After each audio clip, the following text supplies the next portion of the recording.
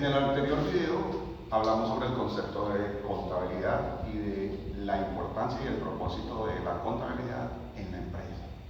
Pero, ¿y qué compone una contabilidad en una empresa?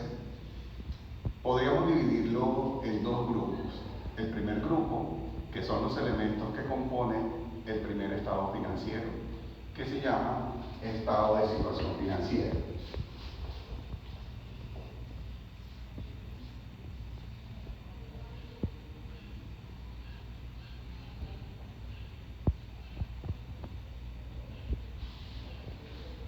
El estado de situación financiera, como su nombre lo indica, pues es aquel que nos muestra realmente cómo está la empresa desde lo económico, con qué cuenta, cuáles son sus deudas y por consiguiente, qué de eso que tiene la empresa le pertenece realmente a los socios.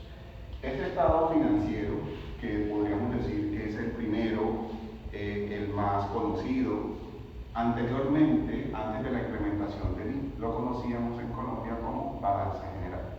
Con la implementación de las normas internacionales en nuestro país, el balance general salió de circulación y el motivo es porque el balance general no era comparativo. En norma internacional, los estados financieros tienen que ser comparativos, mínimo con un periodo anterior.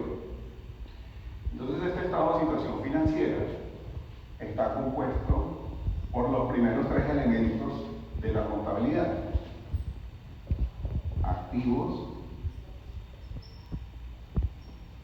pasivos y patrimonio. Desde el punto de vista contable, activos, pasivos y patrimonio. Pero, ¿qué es cada uno de ellos? Los activos, según el concepto de norma internacional, deben cumplir tres requisitos para que yo pueda considerarlos dentro de mi contabilidad. El primero es que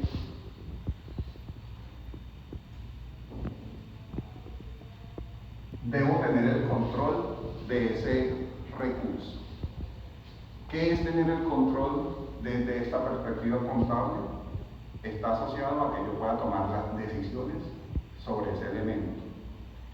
Si yo no puedo tomar decisiones, no tengo el control. Y al no tener el control, contablemente no sería mi activo.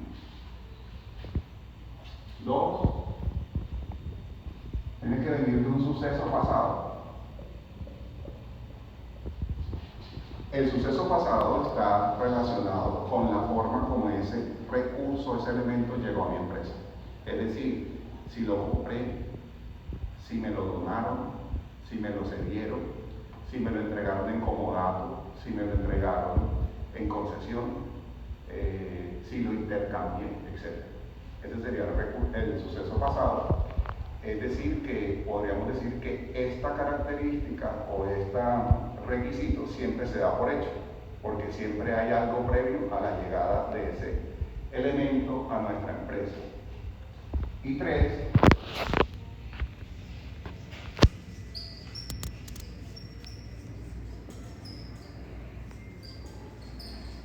que ese recurso o ese elemento le genere beneficios futuros a la empresa. Beneficios futuros quiere decir en un minuto, mañana, no tiene que ser bastante tiempo después. O sea, desde la llegada del recurso, del elemento a la empresa, desde ese momento que ya comienza a generar beneficios futuros. También hay que aclarar que beneficios futuros no siempre hace referencia a dinero. Porque, por ejemplo, en ese orden de ideas, el computador que a mí como contador me asigna no generaría beneficios futuros porque no genera plata. Entonces hay que entenderlo desde otra perspectiva, y es que cualquier beneficio que me genere, en el caso de ese computador de nosotros como contadores, por ejemplo, le está generando a la empresa el beneficio de poder cumplir con una exigencia legal, que es llevar contabilidad, y llevar la contabilidad de una forma sistematizada, por ejemplo. Entonces, no siempre los beneficios futuros son dinero. Como podemos ver, en ninguno de los tres dice que yo sea el propietario. ¿Eso qué quiere decir entonces? Que contablemente un elemento, un recurso podría ser mi activo independientemente de que yo no sea el dueño legal. Y voy a poner un ejemplo. Supongamos que hay un carro que está a nombre mío, pero yo se lo regalé a uno de ustedes. Pero el carro sigue estando a mi nombre. Pero usted es quien decide dónde tanquearlo, dónde lavarlo, dónde hacerle el mantenimiento, quién se monta, quién no se monta, a dónde lo lleva. Es decir, usted tendría el control. 2, el suceso pasado. Pues el suceso pasado es justamente el momento en que yo le regalé el carro. ¿Y quién tiene los beneficios? Pues usted, porque usted es quien se desplaza, usted es quien está utilizando el carro. Entonces, aunque legalmente, es decir, la tarjeta de propiedad siga estando a mi nombre, contablemente ese carro es suyo. ¿Ves? Ese es un ejemplo para entender que no necesariamente tiene que ser de mi propiedad para que sea mi activo. Ahora, en el concepto de activo, ¿qué es un activo? Son aquellos recursos que me ayudan a desarrollar mi actividad económica de forma directa o indirecta. ¿Por qué de forma indirecta? Por ejemplo, toda la parte administrativa es de forma indirecta. Y la parte operativa, si somos una empresa productora, por ejemplo, nuestra parte operativa son donde se fabrica nuestro inventario. Si somos una empresa comercializadora, entonces la parte operativa sería el hecho de vender esos productos. Y si somos una empresa prestadora de servicio, entonces quienes intervienen directamente en el servicio serían nuestra parte operativa. ¿Listo? Entonces esa parte operativa es la que interviene directamente en la consecución de los recursos, es decir, de los ingresos, y nosotros como parte administrativa intervenimos de forma indirecta. Más adelante, en otro video, hablaremos individualmente de los activos, de su clasificación y de cuáles son los que normalmente encontramos en la contabilidad de una empresa. Los pasivos. Igual que los activos, los pasivos deben cumplir 3 condiciones. La primera es que sea una deuda actual. Es decir, hoy que yo estoy elaborando el estado de situación financiera, ¿a quién le debo? ¿Listo? 2, que es la misma de los activos, un suceso pasado, que venga de un suceso pasado. En este caso, el suceso pasado es, le compré a alguien y ese alguien me vendió a crédito, alguien me prestó un servicio y no le he pagado el servicio que recibí. Ese sería el suceso pasado. Y 3,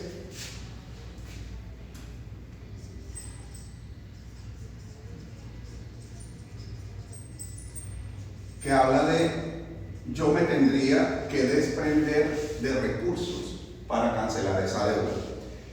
Ya dijimos que los activos son los recursos, es decir, que para yo pagar esta deuda podría pagar con cualquiera de mis activos, incluido el dinero. Ya sabemos que en la vida real, por ejemplo, a veces no tenemos dinero y le decimos a la persona, no tengo dinero, pero tengo este carro, te pago la deuda con ese carro, o tengo esta casa, te pago la deuda con esta casa. Y esos son activos. Entonces, se deben cumplir estas 3 condiciones: que exista una deuda en este momento, no en el futuro. Por ejemplo, el hecho de que yo le diga a usted, en diciembre te compro un carro a crédito, ¿cierto? Y yo haga estado financiero hoy no te estoy debiendo. Entonces eso no sería una deuda actual, por lo tanto no sería un pasivo. Entonces, en su concepto, ¿qué serían los pasivos? Son todas aquellas deudas que la empresa tiene en el momento de elaborar los estados financieros. Pero deudas con cualquiera, no. Son deudas con personas distintas a los socios. ¿Listo? Desde una perspectiva financiera, entonces los pasivos son los que nos ayudan a financiar la empresa de manera externa, desde una perspectiva financiera. Y por último, tercer elemento del estado de situación financiera, el patrimonio.